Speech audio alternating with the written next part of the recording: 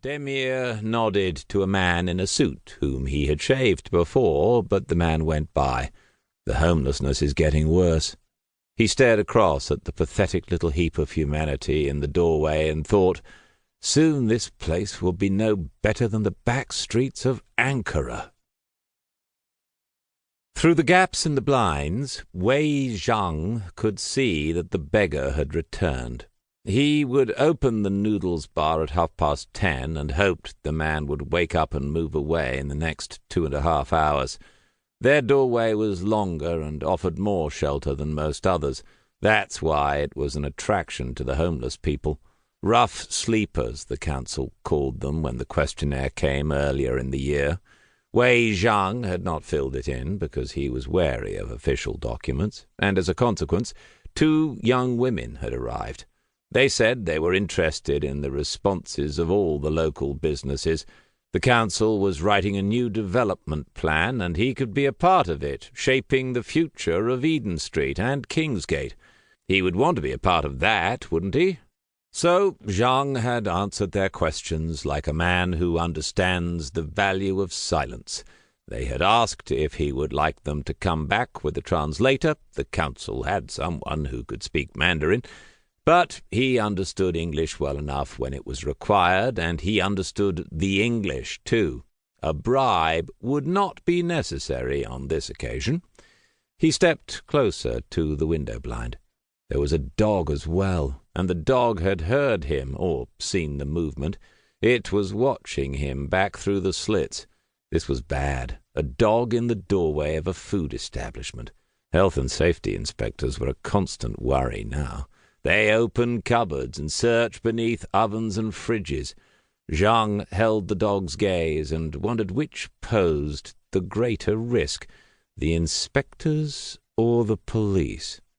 He could call the police and complain about the man in the doorway, but if one came, he might enter the bar and ask the names of those who worked there. That would lead to a visit by immigration officials. The dog looked away. Someone had stopped in the street, a few feet from the sleeping man. Zhang heard a woman's voice, and the dog began to wag its tail. This seemed hopeful, but then, crouching a little, Zhang saw that it was only one of the women who wandered the pavements day and night, one whom he recognized as regular in Eden Street, another undesirable. The situation was getting worse. He knew his doorway had been used by women like this when it wasn't home to a beggar. He had found the disgusting evidence some mornings and had to clear it away. The woman was saying something to the man, asking questions, but the man didn't stir. Zhang could see the top of the head, the greasy, long hair. Then the woman crouched and held out her hand towards the dog as if she wanted to stroke its head.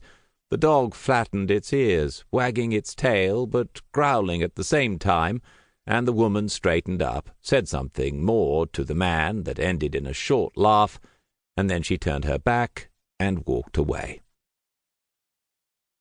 Homeless or not, a man is still a man, with a man's needs. Sometimes you can get a fiver or a tenner out of them, and sometimes you can get it without having to work for it. Just a bit of the old chatting and flirting, and they'll hand over some of the cash they've always got in their pocket. If it's only done out of pity, so what? A burger or a coffee or a gin tastes just the same whether it's paid for by a beggar or a billionaire. Not that she'd ever had a billionaire. April knew his name, Michael, but she didn't think she'd seen him sleeping out before. She was sure he had a room in Dillman Lane, in one of the terraces that had been condemned years ago but never pulled down. Lots of street people aren't actually homeless if you count a room paid for by the night as a home. Maybe he'd fallen on hard times. She smiled at her own irony, stopped by the window of the key-cutting booth, and studied her appearance with a critical eye. Not her best, but she'd seen worse. Ought to face facts and lengthen the skirt just a little, though. Lorraine had kicked her out early because there was a landlord's inspection. Otherwise she would have been in bed at this God-forsaken hour.